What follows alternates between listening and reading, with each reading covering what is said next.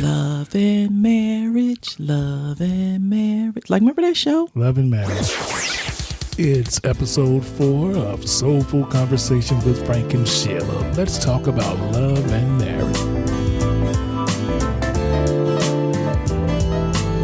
Hello, everybody, and welcome to another episode of Soulful Conversations with Frank and Sheila Battle. Who are you laughing? Because you silly. Hey, we just want to pause here real quick and just thank everybody for listening, for subscribing, and for rating. Y'all have made the beginning of this journey pretty awesome. Yes. And so we just want to say thank you. Absolutely. We want to always start the podcast and everything that we do from a place of gratitude. And so since we had such an incredible response, I mean, we had hundreds of people reach out to us, excited about this idea on social media, and we got inbox messages and emails and even some live and direct feedback. Yeah. People are not afraid to tell you what they think. So we appreciate all of it. I mean, it's all been good. We're on a journey learning, how to do this. And we want to put out a good product. So we appreciate all of it. The compliments and the criticisms. We embrace it all. Yeah. And this is our 4th episode. And today we decided that we would talk about marriage. Love and marriage, love and marriage. Like, remember that show? Love and marriage. That's probably not a good example of pegging. We don't want y'all to do that. Don't do that. Don't do the Bundy thing. Don't do the Bundy. Don't do the Bundy. Oh, ow. But anyway, we're going to talk about love and marriage. And one of the components of marriage is communication. So let's go back a little bit. So we met in 1995. We got married exactly 2 years to the day in 1997. Date, yes, we were a blind date. We'll have to tell that story one day too, because we have a pretty cool love story. But we got married 2 years to the day, and so that will make us married 21 years this coming August. And so one of the reasons why this communication piece came up is because it's in that top 3 or top 2 of things that people, ask us about, because the seasons of your marriage change. And so, we started out as a blind date, but we also started out in 2 separate states. Yeah. And so maybe the communication thing for us started out easier because that was all we had. It wasn't, ooh, baby, I got to have you, because you were in North Carolina and I was in Virginia. Yeah. And we made the telephone companies very happy. Oh my gosh. Yeah. We did it old school, y'all. We sent cards, and I still have all my cards. We sent cards, we sent letters, but then we just spent a lot of time on the phone. Talking. And doing that thing, you go to sleep first. You go to sleep first. I'm not asleep, you go to sleep. Why he snoring on the phone? That really happens, though. So we had a good start as far as related to communication. But even with that, we still had to learn how to communicate. As it relates, getting married and, getting married and living with each other. Yeah, because it's a whole lot different when you're face to face than it is when you're on the phone. Mm. And communication is about more than the verbal. Yes, it is. Communication is how you present yourself to your spouse. It's all about presence. It's not just what you say. Right. Because your face is talking. Right, your eyes are talking. Your mannerisms are talking. So all of that. Yeah, so we had to learn she had to learn the brother way, the man way communication. I had to learn the woman way of communication. And, it was some testing times, but, absolutely, we got through it. We learned how to communicate and not jump to conclusions on every facial expression. Right. Knowing when to shut up. No, we're going to talk about that. We're going to talk about that a little bit later. But the first thing that we want to do is issue a disclaimer. Everything that we're going to say on this particular episode is based on our experience. Yes. We try to tell people all the time, we're not experts. We're just people with experiences. And we hope that we're able to communicate our experience to you in a way that resonates. And everything isn't for everybody. And everything that we say tonight isn't an absolute. You know, you got to tweak and turn and learn your spouse. Right. But these were just some of the tips and things that worked for us. Because to be honest with you, there is no Rosetta Stone book on marriage communication. Say that again. There is no Rosetta Stone book on marriage communication. Shout out to Rosetta Stone. Shout out. You know, if she did that for marriage. Rosetta, if you're listening. Rosie. Hey, Rosie. Girl, we about to make you some money. Yeah, girl. You heard it here first, though. There is no Rosetta Stone for communication. That's good, Mr. Frank. Thank you very much. That's good. You can't. I have my moments. Okay. I'm weak now. You need to lay down. Virtue has left me. Stop. We got to get back to the podcast. Back to the podcast. Yeah, because one thing about it, as far as communication is very important, and you can't slight it. You know, I mean, we recently went to a training. It was emotionally. I did emotionally healthy spirituality, but we did together. We did emotionally focused therapy for couples in distress. Yeah. Yes, and that was pretty awesome, and that was intense. Was my Lord, listening and watching videos where you have to deal with, you know, and you may be able to identify with this, the withdrawer and the pursuer. Yeah. And the reason why the withdrawer withdraws and the reason why the pursuer pursues. And those were communication things that we picked up on in that. And we can explain that as well. But it goes. That's a whole nother podcast. We might have to do that separate. That's a whole nother podcast. And the reason why we don't want to play with any of this, like we want to be able to give you some tips and we want to get through this, not quickly just for the sake of time, but we want to make sure that we condense things and give you information. And the emotionally distressed therapy model is not something that we could breeze through in 10 minutes. Like it really is an in-depth study of connectivity and communication and how couples engage and interact with one another. Yeah. And so that's a good idea, but we actually should, because we is certified, y'all. Them people gave us a piece of paper. We could put some letters behind our name on that one, but but we're not going to. Trust me, we're not going to. Yeah. But it really was some great information. And so, you know, we just want to put some things out there, give you some things to think about. Give you some things to think about and talk about with your spouse in a soulful conversation of your own. Yeah, like, you know, communication wise, one of the things we learned about is our past and our baggage and those kind of things. Who got baggage? Ain't nobody got no baggage. We all got baggage. Ain't no baggage. You know, you hear that little boom, you know. That it's time to get on the plane. We all got baggage, and that baggage and that background that we have, like we had an example.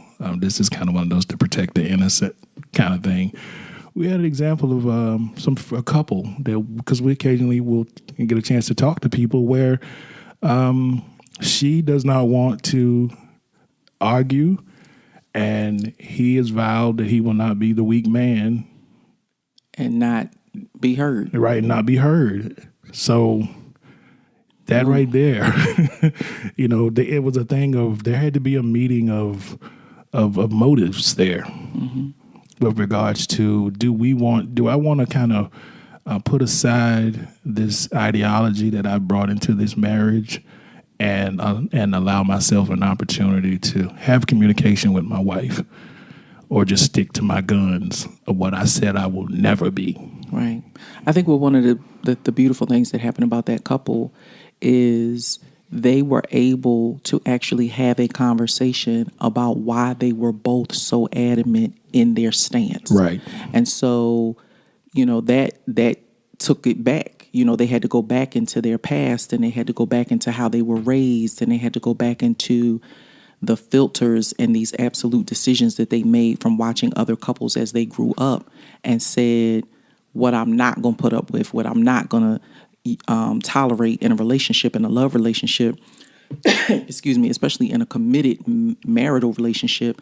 But if you don't know that coming into it, you know, you just think that she's argumentative. Right. Or no, you think she's an avoider and you think he's argumentative. Right. And in a lot of cases, it's also vice versa. Yeah. So one of the things we have come to learn over these 21 years is, as it relates to marriage, I mean, communication in general, but we're specifically talking about marriage, is meaning, getting down to the meaning in the communication. And that by that, I mean, like what's behind, that particular action, and can we, like my wife just said, to have it took a conversation to get understanding of to why I am this way, she was that way. Right. And then once that occurred, it was a good launching ground to go forward in the marriage to better have an understanding of one another. Right. I think one of the biggest tips that we give couples about communication is learn how to fight and learn how to fight fair, because you're going to fight, you're going to argue, you're going to have disagreements.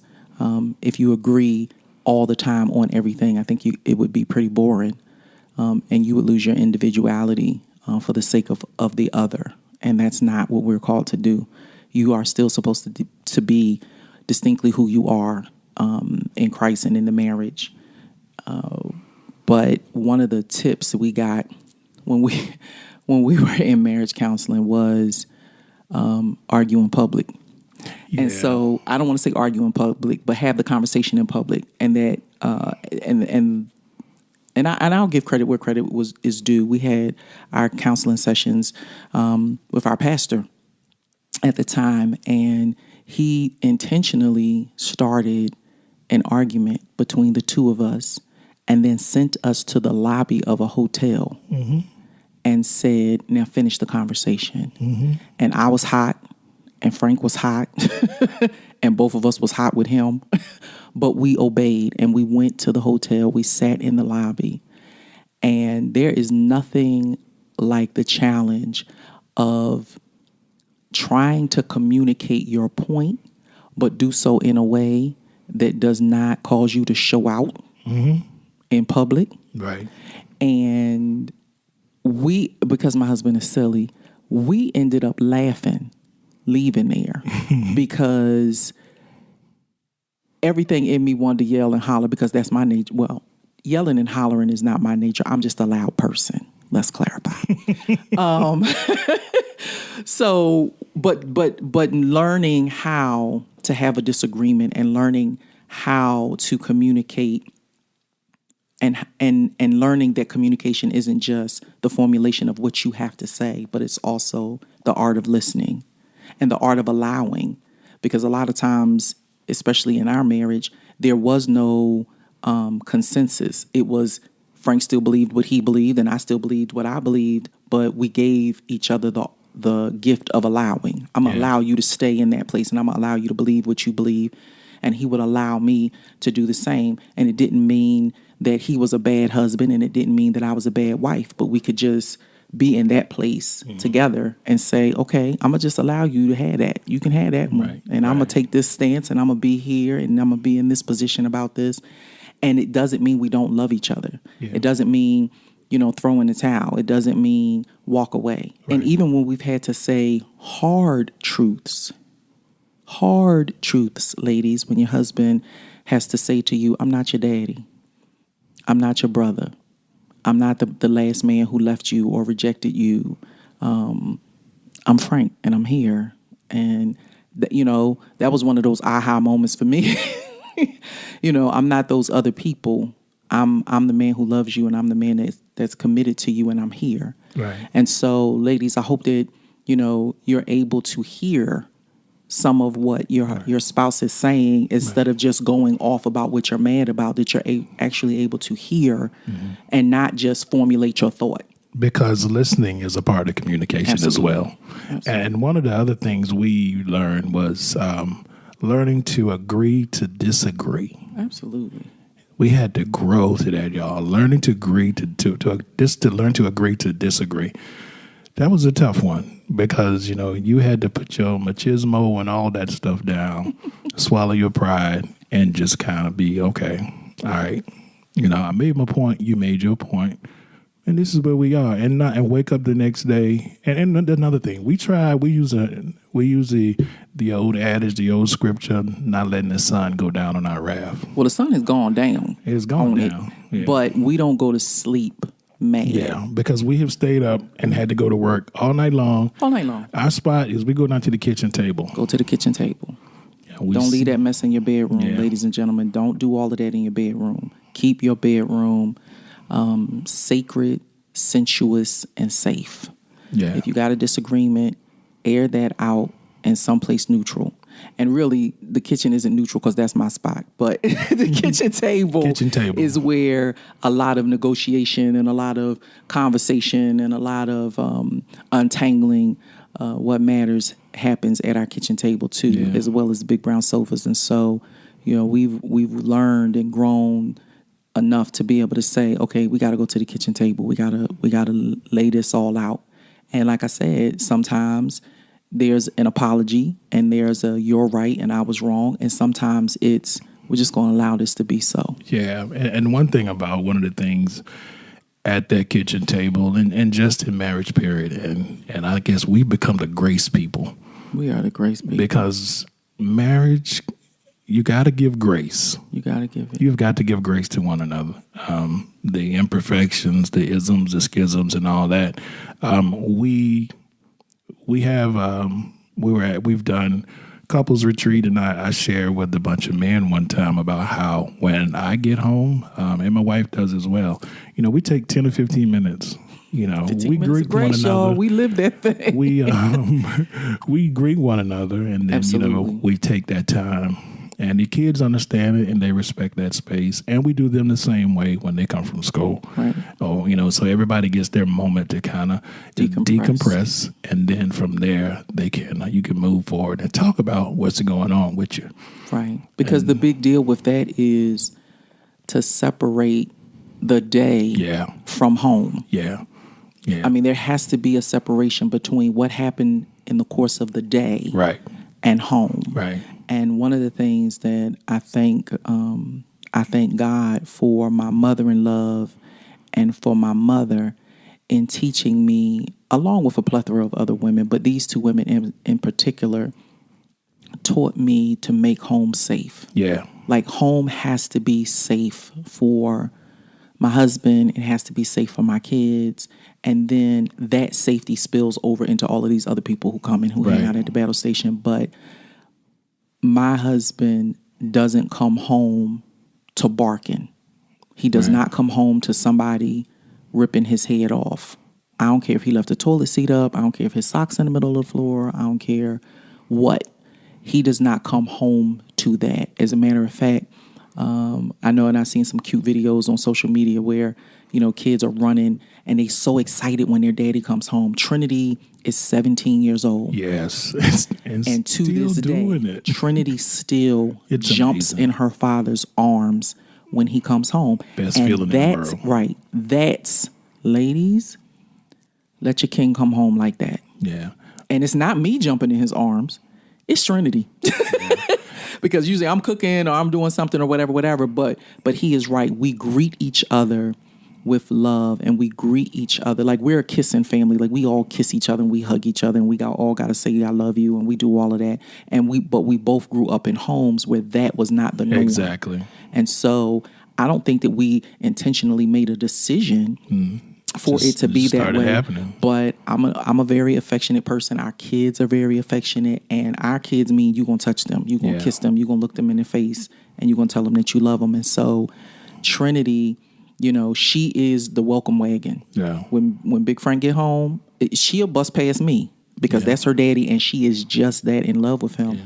But that is communicating something to our daughters about marriage and about how to greet their spouse and, what those protocols look like, not in a formal way, but just in a natural love way. Like, this is what we do. Right. And another thing to add to that is we have some friends that share with us about, both of you can't be down at the same time. And we have taken that, and that's kind of one of our rules to live by. Like, if I pull in the driveway, if I'm home first, I pull in the driveway, and if my day was not great, and, Sheila comes in, I look at her and can see her day was not great, then, I bow out. I say, all right, man up. It's your day. Be like, hey, babe, you okay? How was your day? And then we talk about it. Right. And if she gets around to asking me about mine, that's fine. But most importantly, she gets the chance to talk about her day and air that out. And we do that for each other. Yeah, we do that for each other. And sometimes, and this is just a warning, sometimes we're so busy doing that it's late before one of us breaks and says, today sucked. Or today was bad, or this is what happened today. But it's, Frank, I remember that my husband's aunt said, try to outlove each other. Yeah. She every time I saw her, Aunt Dorothy would always say, are you winning? Yeah. Are you outloving him? You got to outlove him. And so, that 15 minutes, that 10 minutes when we first get home and we give each other permission to decompress, we give each other permission to kind of go in our corners, clear our head, get ourselves together. Remember, whatever happened that day, wherever any of us were, we're home now. Yeah. And this is our safe space. Yeah. Then the race begins. Right. Outlove each other. Right. Yeah. Outlove each other. And we've kind of taken that on. It works. I mean, it really works. And then, like you said, there are times when we just kind of want to go to our corners and just, you want to pout, but then you realize, no, I'm gonna talk about this, and it becomes, by the time you lay down, and then another part, this jumps into something else. Another thing, we usually go start that way, and we end up laughing. Like just in bed laughing about something that happened, or just finding something funny to talk about the end of the day with. So now let's be clear. I'm the serious person. Yes, she is. I'm the perfectionist. I'm the serious person. Frank is fun. He's the fun parent. He's the fun spouse. He can always find the good. The compliment that I give the most to my husband is that he is consistent. Like, I'm up and down and all over the place and tend to be on 10 channels at one time. My husband is very, very consistent. And so a lot of times you got to assess who's who in the relationship. Yeah. And that helps to inform what the communication style needs to be in order to really have effective communication where the other person actually understands where you're coming from. I am rah like a dungeon dragon, and my husband is smooth operator. So like, he is just smooth. Mr. Frank got swag. His voice, he doesn't raise his voice. I can't even imagine what that's like to live inside his body. His temperament is even all the time. He is always going to find a way to smile, even when the kids are having a bad day. Like, he's going to make them laugh. I want to know what happened. Who messed with you? What happened? I'm that parent, and he's going to find a way to mellow it all out and bring everybody back to namaste. Like he's the peaceable person in the house. Communication only works when everybody can identify who they are in the house. If somebody's messing with our kids, a teacher, I'm the parent for that. Yeah.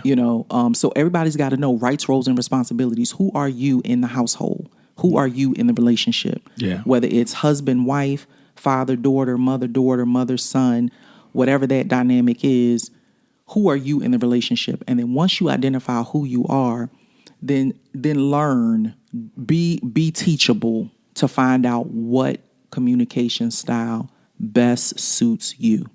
And then let your spouse or let your partner or let your family know so that y'all can have effective communication. Word. We're running out of time because we want to make sure that we take good care of your time. Yes, exactly. We definitely want to do that. And so we hope that, what you have heard and, this first piece about communication will be helpful to you.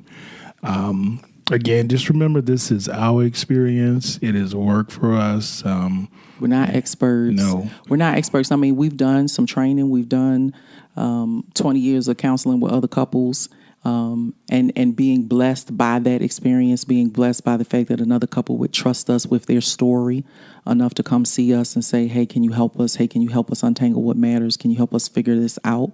And we have no problem with walking alongside couples who are ready to do the work. Now, if you're not ready to do the work, we might not be the peoples for you.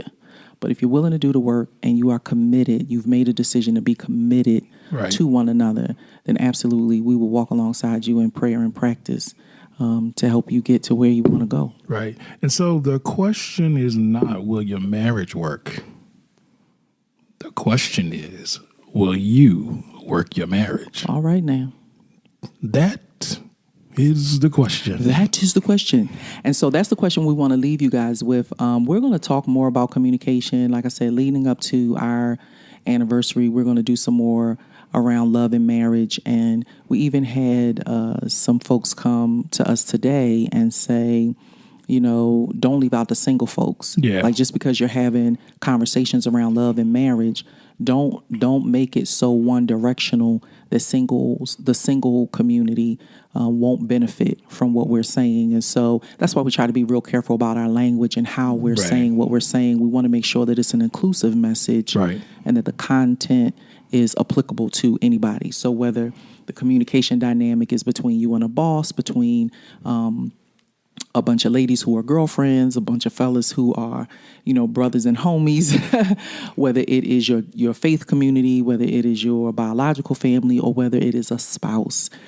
Communication is communication. And once you get good at it and you learn the tips and the tools, you learn your communication style, you understand who you are in the dynamic, and you make an intentional decision to teach yourself, to train and develop those skills, then your communication can be off the chain with anybody. And it doesn't matter who it is. We started this conversation in the context of marriage, and we kind of hopped around that, but we want to make sure that you understand that everything that we've shared tonight is for everybody and anybody. Exactly. So again, we hope this has been something that has been helpful to you and enjoyable, and that even if you're not married and just in a lasting relationship, that you'll apply some of these things that relates to communication, because communication in a relationship is very important. So again, I'm Frank. And I'm Sheila. And we want you to let us know if you have any questions. Yeah. Because we dropped a lot of stuff, and we want to make sure that we honor your time. And so we ran through this pretty quickly. But if you have questions, if there's something that you need clarity about regarding what we said, you know, drop us a line, let us know. We want to make sure that we clarify. We don't want people to leave our podcast more confused than they were when they clicked play. Right. We want you to have clarity. Yeah, and you can email those questions to us at info@thebattlestation.org. That's info@thebattlestation.org. We thank each and every one of you for listening. Like we always say, there are hundreds of thousands of podcasts out there, and you chose to stop by and have a join in on our soulful conversation. And for that, we are grateful. We could not be more honored. So until next time, family, be well. Be well. Grace and peace to all of you. Bye.